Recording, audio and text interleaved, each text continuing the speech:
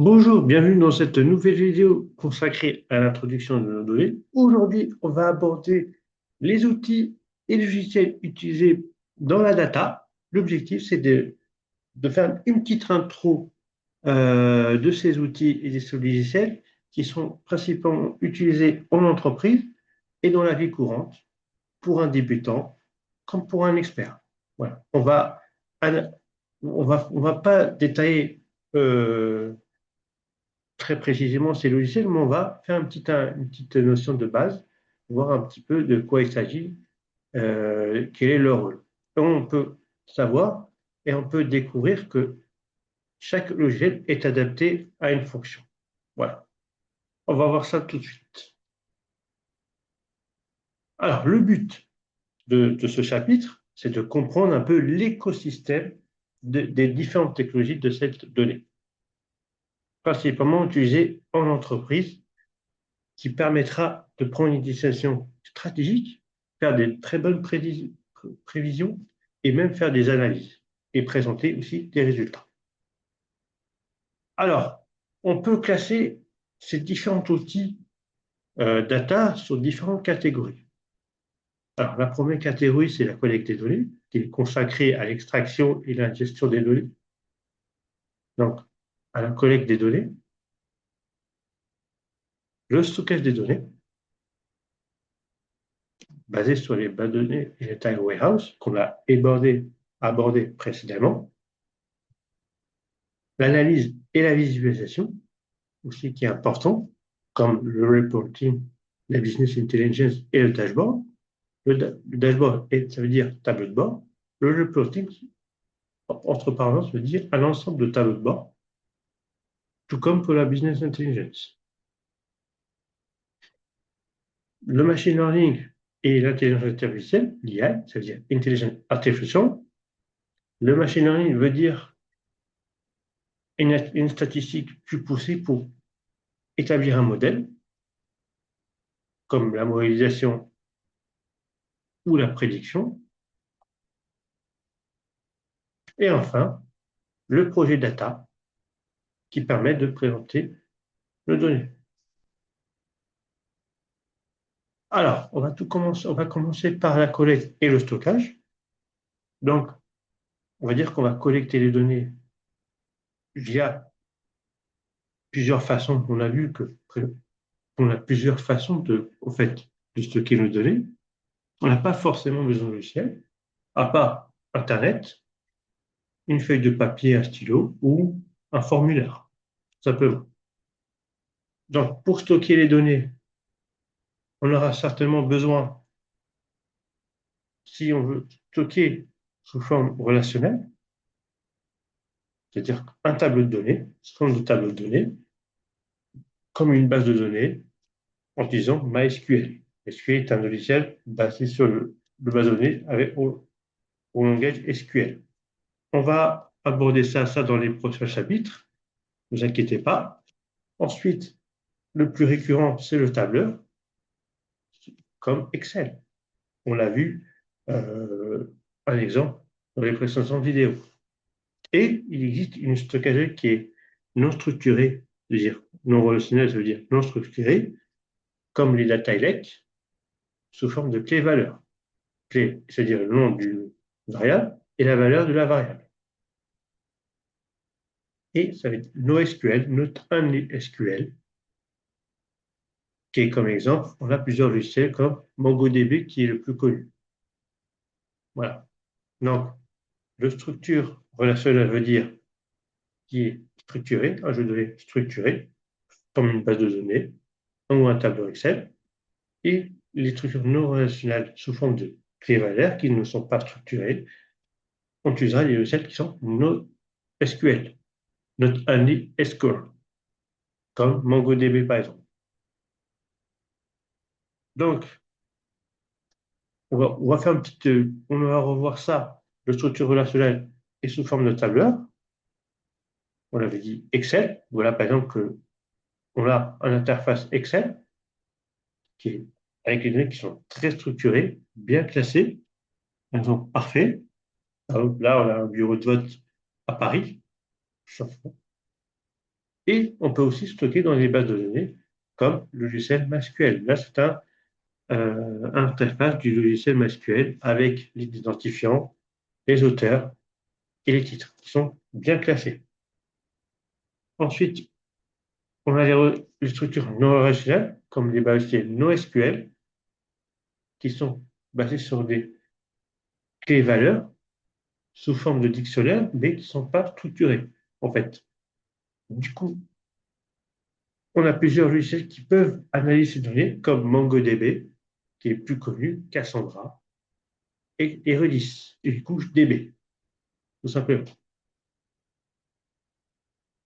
Alors, on va passer au logiciel qui est basé sur l'analyse et la visualisation. Alors, on a l'autre d'abord notre jeu de données. Ensuite, qui est Excel, notre jeu de données départ est sous forme de tableur, principalement, d'où Excel est adapté à classer ces jeux de données, on a parlé ça. Du coup, on va analyser ces jeux de données avec un notebook, via un notebook.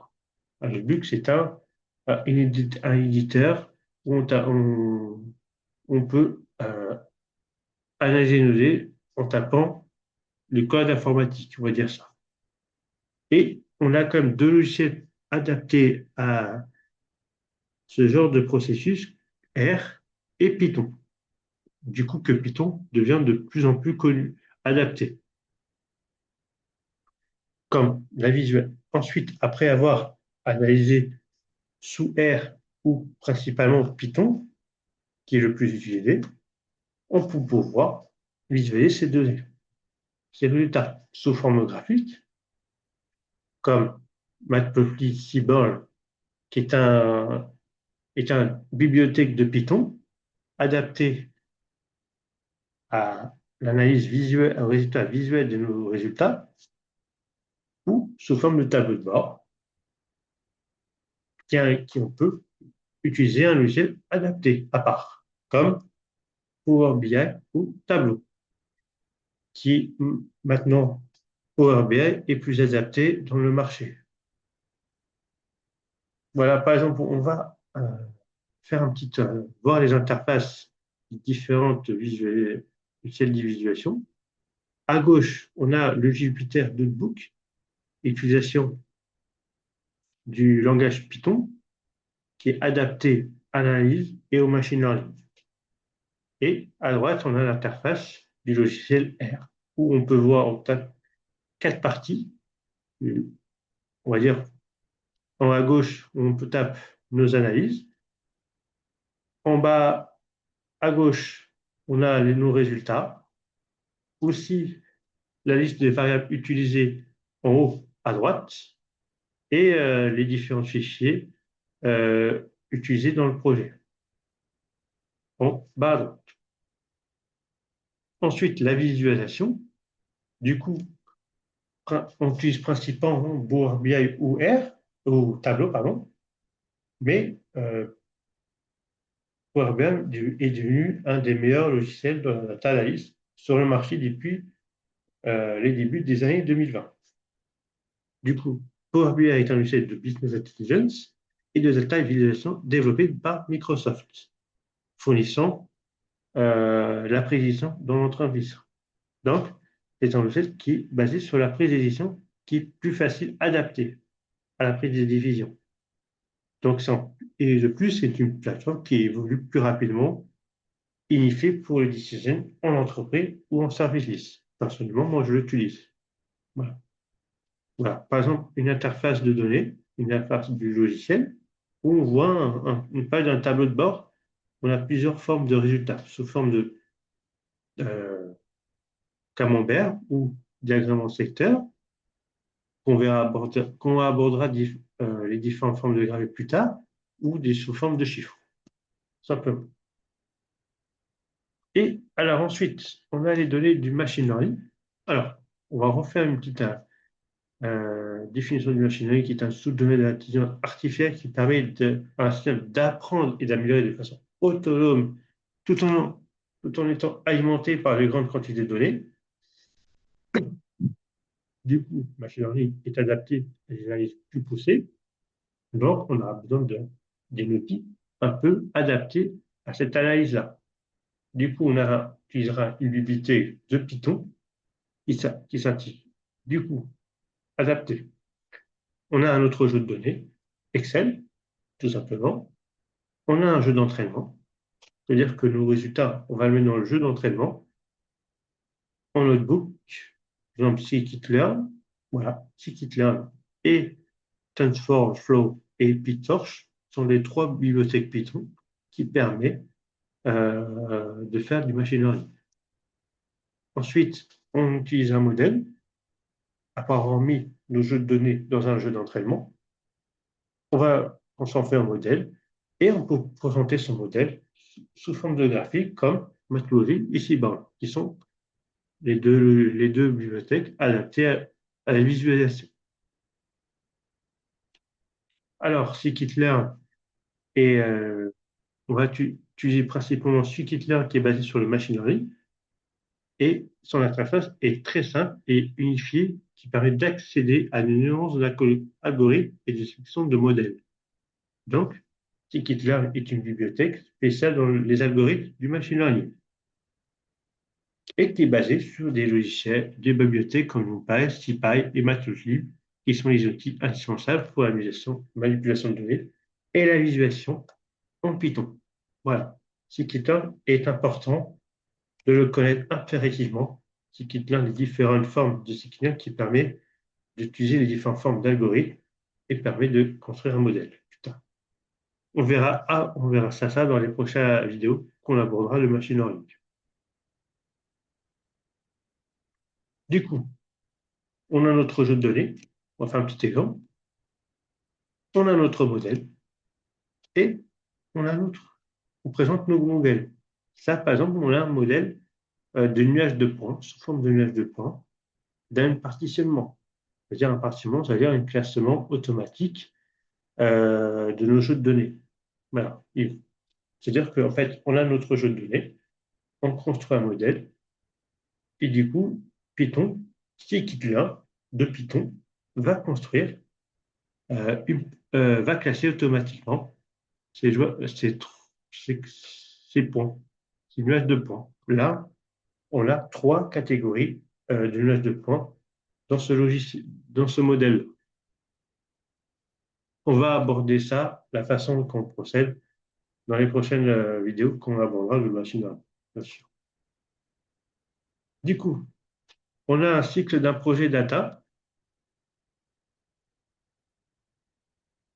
Du coup, on a notre jeu de données de départ sous forme d'Excel. On va le traiter, le jeu de données, via un notebook avec les modules de Python. Et après avoir présenté, préparé ce jeu de données, traité ce jeu de données, analysé, etc., visualisé, on peut le partager, ses travaux, aussi via un logiciel qui s'appelle GitHub, qui est une plateforme de partage de données. Voilà. Du coup, on a un cycle d'un projet data, on a un jeu de données Teva, on le traite, on visualise, on le partage, tout simplement. Donc, le logiciel est une plateforme qui permet en ligne, qui permet de stocker et générer du code informatique. Ça, c'est mon profil GitHub que vous voyez sur l'interface, un exemple, où je classe toutes mon travail par le projet. Alors, GitHub est un service basé sur un système de versionnement Git qui permet aux développeurs de sauvegarder l'historique de données, travailler avec un ou plusieurs personnes sur un même projet et de suivre les modifications et de revenir en arrière si besoin. Donc, on peut suivre l'avancement du projet grâce à GitHub. Tout simplement, GitHub est un jeu très très connu pour un data scientist, un data analyst, un data engineering, dont tous les médiadata. Il est impératif d'avoir un profil GitHub pour pouvoir partager nos travaux. Nos travaux. Alors, on va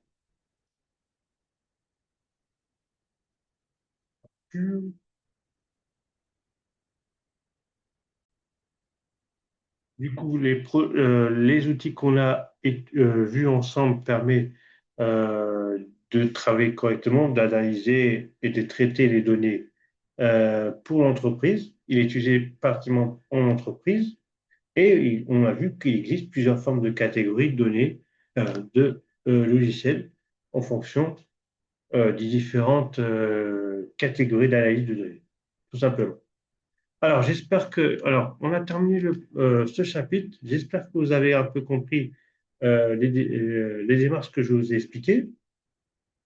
Si vous voulez avoir plus d'informations, vous pouvez aller suivre le lien en bas de la vidéo et je vous retrouve pour un prochain chapitre basé sur les différentes pipelines de données. À bientôt.